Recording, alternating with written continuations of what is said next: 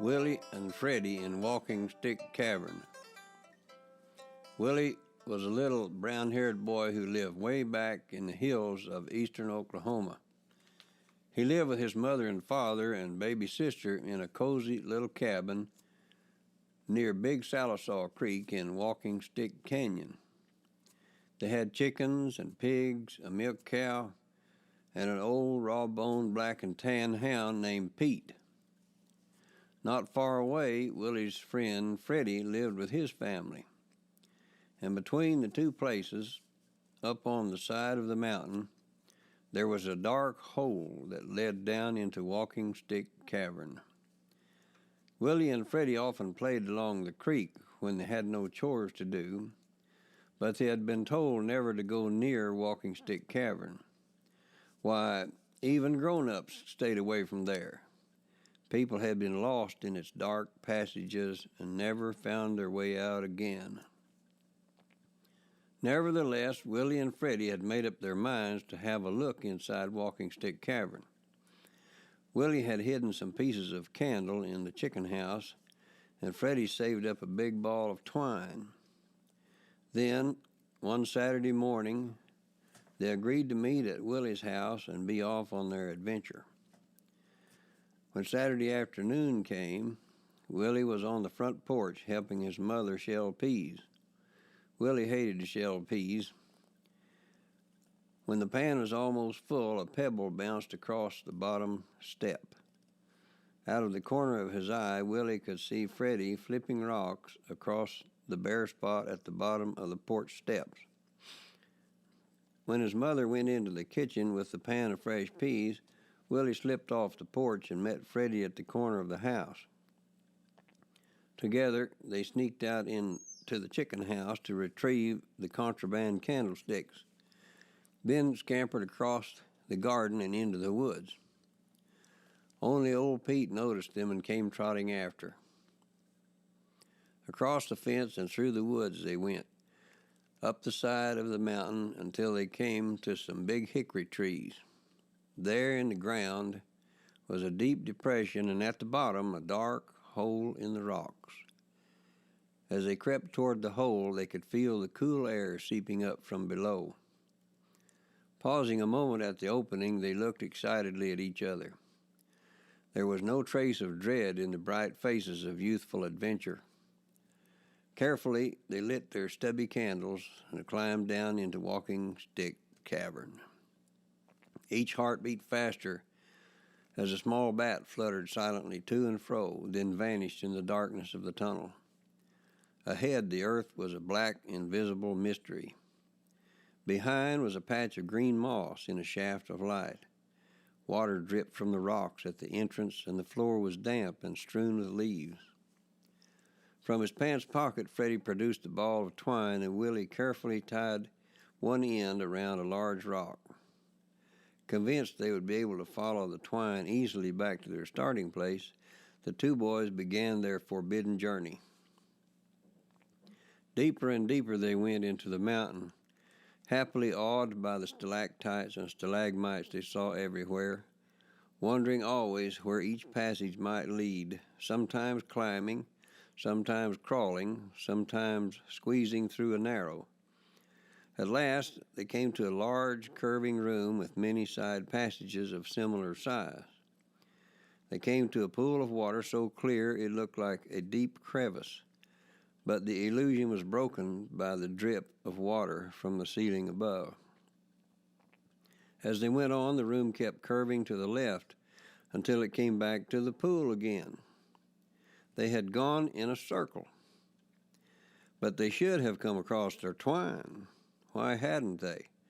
Looking at each other, now they saw a shadow of fright. They began to follow the twine back around the room. Shortly they came to an end. Somehow the twine had been broken, and now, which was the way out? There were dozens of passages. There was nothing to do but choose one and hope it was right. They started down a tunnel that seemed familiar, but after a while they knew they were lost. They came to a room with ever smaller passages in several directions, and a jumble of large boulders on one side.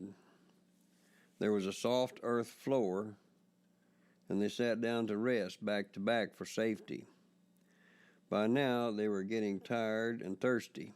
Their candles were almost gone, so they blew them out as they rested.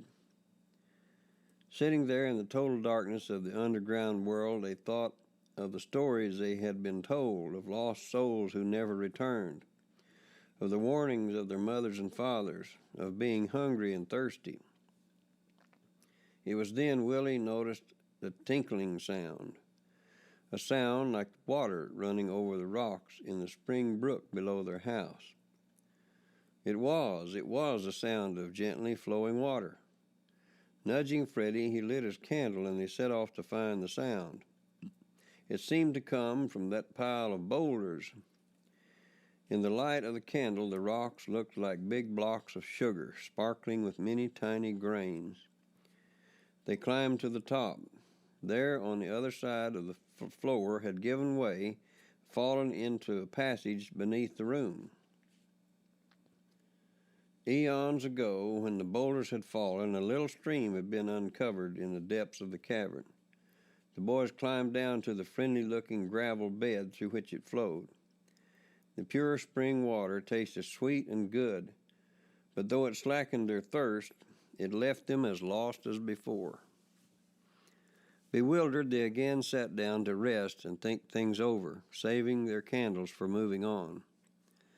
In the darkness, the only sound was their breathing and the soft murmur of the stream. Then softly, ever so softly, came another sound. It came from the stream, upstream, in the narrow passage where the water came from. A sound like small rocks turning over. A sound like something in the water. And then a pebble dropped from somewhere above them. Terrified, they fumbled for their matches. Freddie got his candle lit first, and there before them were two little raccoons. In the sudden light, they were unable to move. One was in the water, and one was just above their heads, where a hidden passage opened onto a ledge. Silently and slowly, the furry fellows turned and began to retrace their steps. They must have come into the cavern looking for food, following the stream. So they had to be near an opening. Taking a boost from Freddie, Willie scrambled onto the ledge above them, then pulled his companion up too. The passage was small, but, one behind the other, the boys crawled along after the raccoon. Soon the passage got wider and higher, and opened out into a huge underground room with a giant rock formation on every side. Ahead of the boys scurried their two guides. At the farthest end of the room, they came to a pile of shale, flat, crisp, black rocks. The raccoons ran along it to the right and disappeared through a crack behind it. It was tall and narrow, but the boys squirmed through. At the other end, they were greeted by a most welcome sight: leaves. The crevice came out behind a huge vine of wild grapes. They pushed their way through and fell onto the grass outside. It was late afternoon. The light was beginning to fade between the trees. Never had trees and grass looked so good. And the sound of the wind in the leaves and birds and clouds in the sky and the thought of supper time. Supper time, but where were they now? If they didn't get home soon, their troubles would just be starting. Their folks would start looking, and then they heard old Pete baying.